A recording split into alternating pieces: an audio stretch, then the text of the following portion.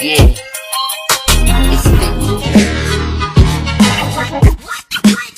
You wanna battle me? Which one you got? You wanna battle me?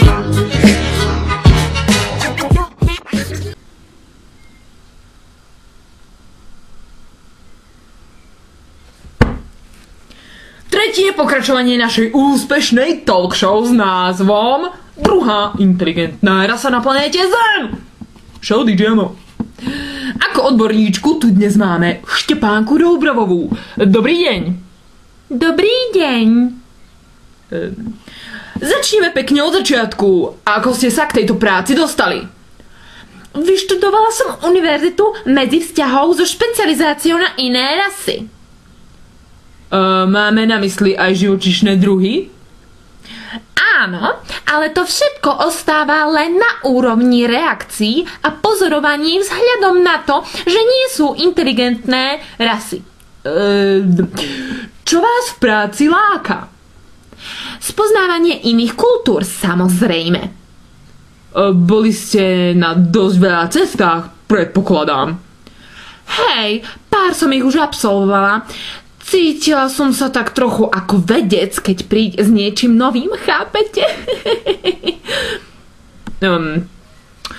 Teraz by sme si mohli pozrieť pár fotografií z vašich ciest a akcií. Súhlasím.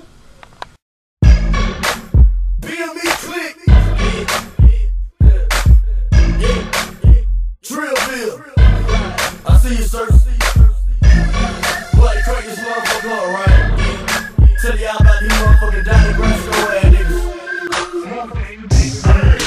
Houston, Texas, committing now, the mixtape is side on. I feel like these niggas show some respect off in their ranks on the night. Tell them that I hear you talking that talk. I heard you was talking about me. So as I answer you talking to you, I'm all about me. Ako teda hodnotíte človeka ako takého?